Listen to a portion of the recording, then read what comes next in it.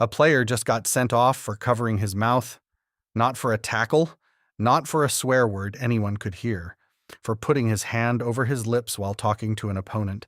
Paraguay's Miguel Almirón against Turkey became the first footballer in World Cup history sent off for that. And it's not a glitch, it's a brand new rule written for this tournament, and it's only the start. FIFA rewrote a stack of the rulebook for 2026, and most of it exists to do one thing: kill time wasting. Here's what's actually different now. Start with the clock you can suddenly see. Goal kicks and throw-ins used to be a free breather. A keeper could stroll, dry the ball, wave his arms, and burn 40 seconds while his team caught its breath. Not anymore. The referee now holds up a hand and counts down 5 seconds out loud, on camera.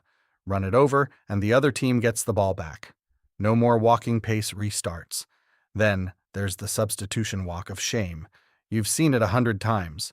Teams winning, 90th minute, and the player coming off jogs to the farthest corner flag to chew up the clock. So the rule flipped it. Once your number goes up, you leave at the nearest line, fast.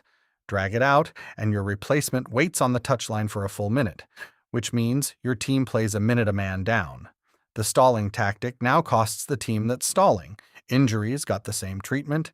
Teams have long used a convenient knock to freeze an opponent's momentum. Now, if you go down and the physio comes on to treat you, you have to leave the pitch for a minute afterward. Suddenly, there's a real price. Do you actually need treatment, or can you get up?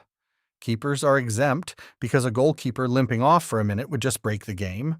Here's the part everyone misses. These rules aren't really about tidiness or making the broadcast neater. They're aimed straight at the biggest teams because the biggest teams are the ones who protect a lead best. Stalling has always been a rich team's weapon. By taxing it this hard, FIFA quietly handed an edge to whoever wants to keep the ball moving and keep attacking. The favorites just lost one of their oldest tricks, and the mouth rule fits the same pattern. It came in after a Champions League row where Real Madrid's Vinicius Jr. accused an opponent of abuse, said, behind a covered mouth, where no camera could catch it. So FIFA's logic is blunt. If you've got nothing to hide, you don't hide your mouth. The catch is the bit fans keep getting wrong. You're still allowed to cover your mouth for a normal chat.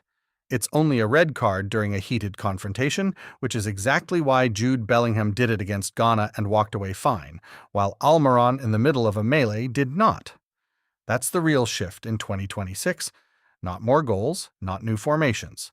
A tournament quietly redesigned so the team that wants to play loses less time to the team that wants to waste it. So here's the question. 5-second countdowns, injury penalties, red cards for a covered mouth. One of these is going too far? Which one? Drop the number 1, 2, 3, or 4 in the comments. The next one's on screen right now on why a 41-year-old just did something no footballer in history ever has. It's worth your 2 minutes. That's football, actually.